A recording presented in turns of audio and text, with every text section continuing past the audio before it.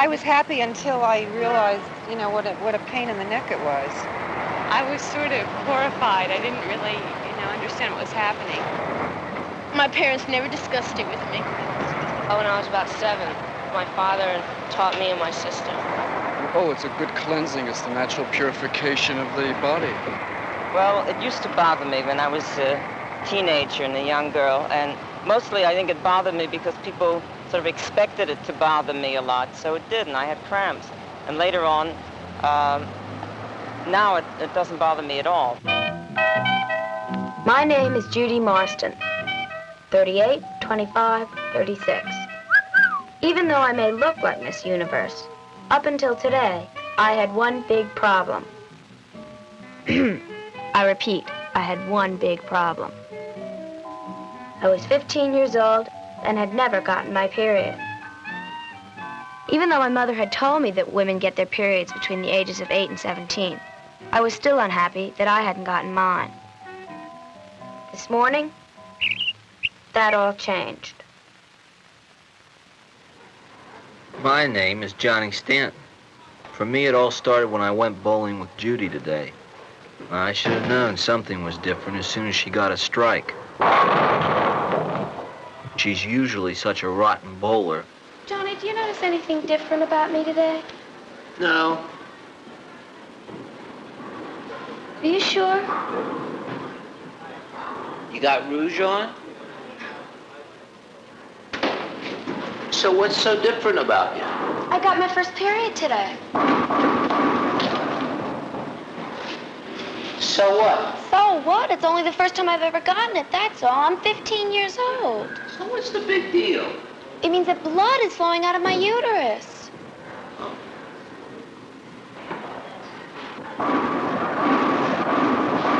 Oh.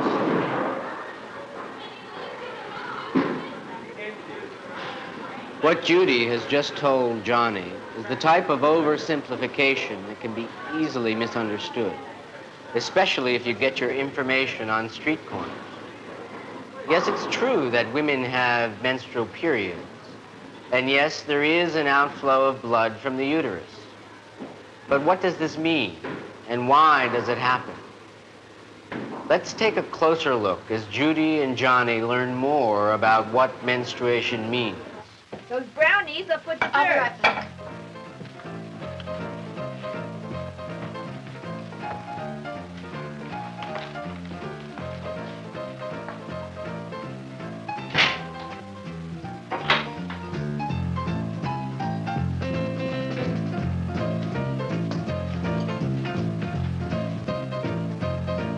Hey, kids, don't drink all the milk.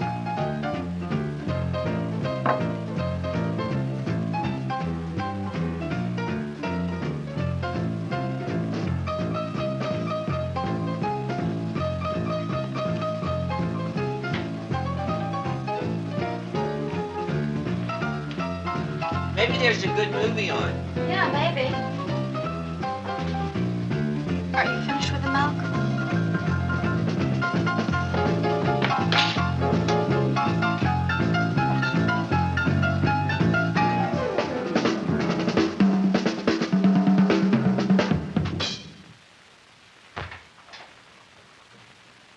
Nothing much good on. Oh, yeah? We have to have this. Wait.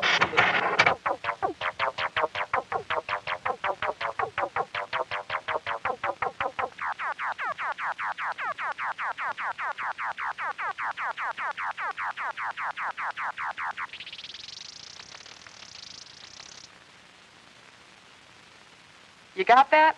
Yeah. Good. Now, Lola, here's how it all happens. Oh, boy, oh, boy, oh, boy. You know how sometimes you call me Franny, and my real name is Francine? Yeah. Well, sometimes I call this an egg cell, and its real name is ovum. That's because the egg cell comes from an ovary. Every woman has 2 ovaries, just as every man has 2 testes. The egg comes out of the ovaries, and the sperm comes out of the testes, and they meet in the female body in the fallopian tube. What, are you trying to confuse me or something? Now, Lola, look at me.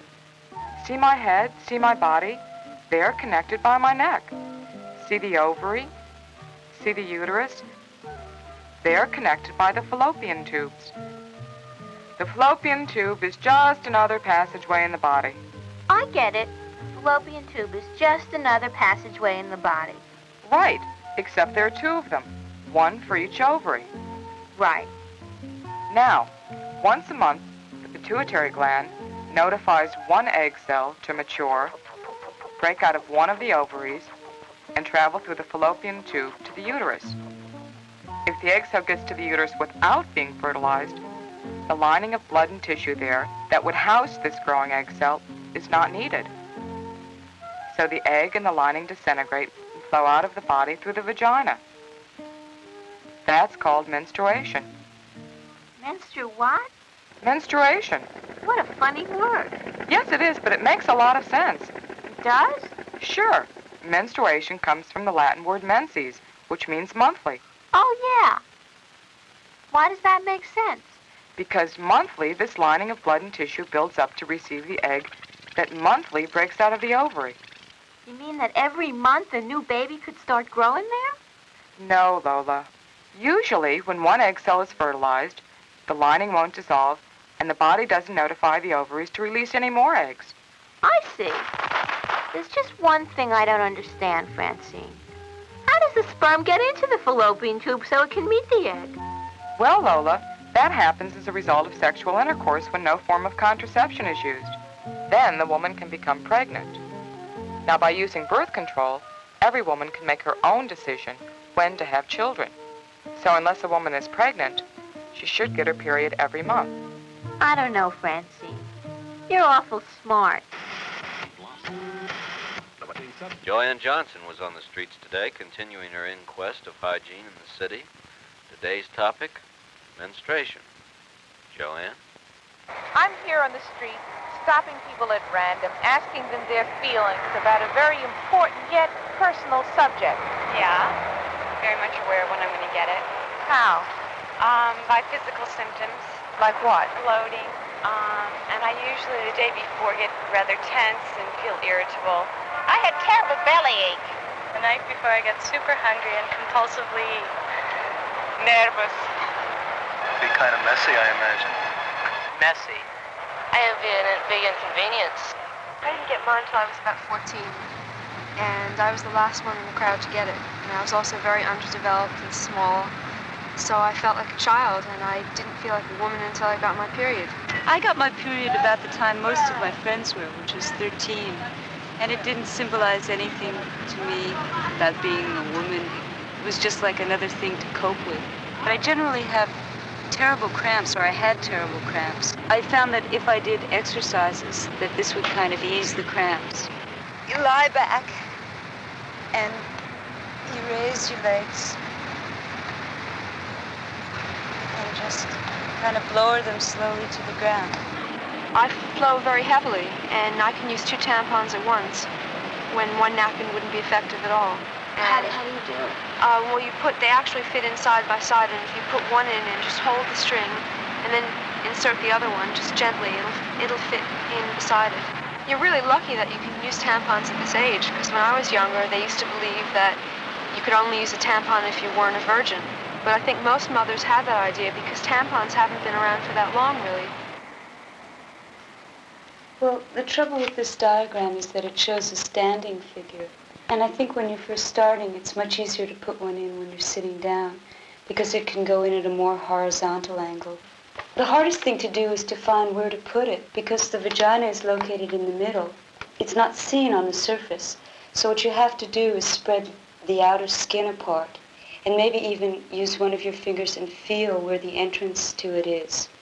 You take the tampon, insert the first segment of the applicator, you hold on to the rim, and then you push this down, and then you remove the applicator. And you don't have to worry about losing a tampon because the cervix prevents it from going very far. So you just should be able to find it with your fingers. And sometimes tampons don't come with an applicator. Just put the tampon itself in, maybe even lubricate the tip to make it go in more easily.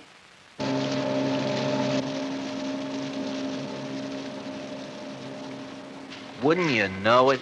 I finally get my brother's car to go to the beach and it starts to rain. Not only that, Judy disappears off to her new home, the bathroom, and I get stuck lugging all this stuff to the shelter.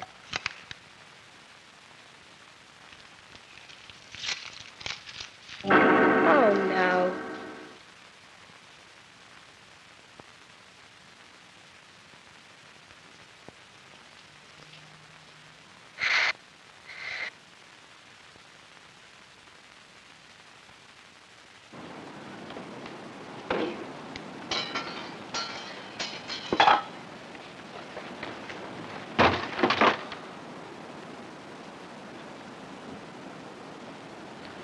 I can't understand it.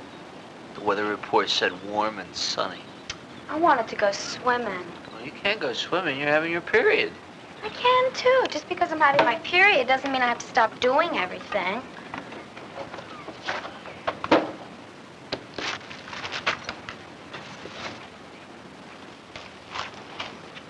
Do you think your period could have caused the rain?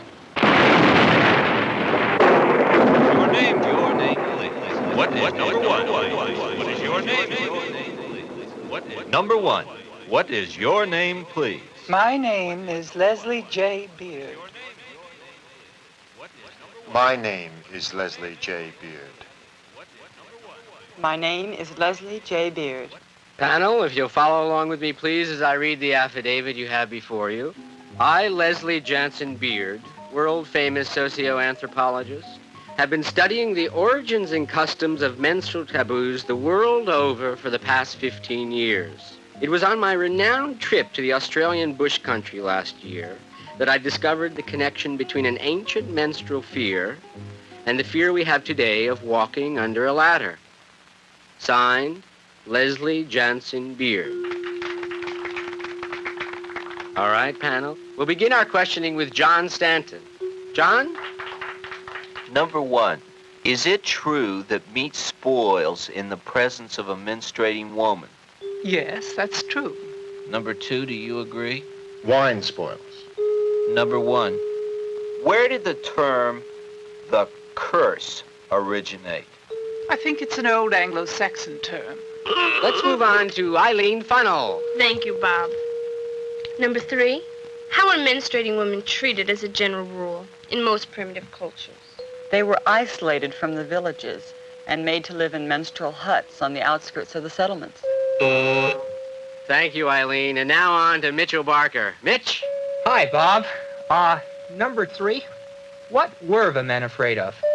They were afraid that these women possessed evil powers that would sap their vitality. And on to Judy Marston. Thank you. Number 3, who started all these myths and taboos? Back in matriarchal societies, women would make up scary stories so that little boys and men would leave them alone during it. Number 2. Well, women always start everything. I have more questions to ask. We'll have a chance to talk with the contestants after the vote. Mark your ballot. Prepare to determine who is the real Leslie Jansen Beard.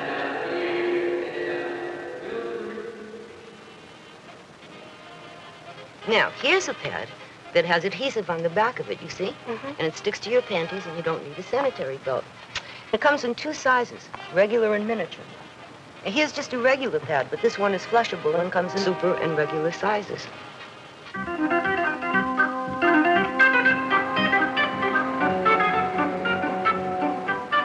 And this kind is narrower, and it tapers, and it has this discreet blue disposable bag that goes with it. Bright blue is discreet. Here's a super pad that has a pad within a pad for extra absorbency. I think I was more interested in a tampon. Well, we've got cardboard applicators, plastic applicators, and stick applicators. And then there's this kind that has no applicator at all. Okay, I'll take a box of those. Okay. $1.49. Hello? What you doing?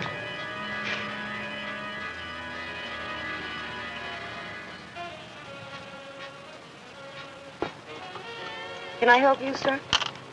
I don't see what I want. I'll Just look around, you know?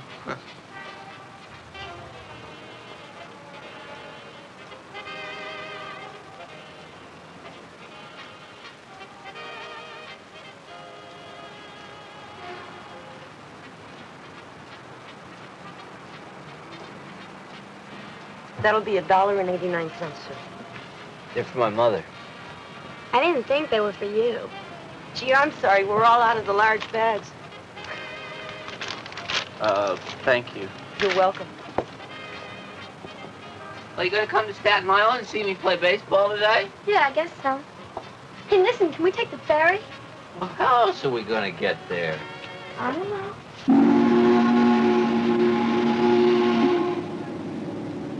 Who would have thought it? Just 7 short days ago, there I was, an innocent dumbbell kid. Now here I am, able to buy sanitary napkins without flinching. It's gonna be a good game today. I can really feel it. You feel what? Good and sick, and it couldn't all be from the boat. Maybe you're getting your period. Probably. Hey, look, there's the Statue of Liberty. Oh, yeah. You know, I never noticed it before, but she really looks pregnant. Yeah, she does. Nah, I guess she's just bloated. Yeah.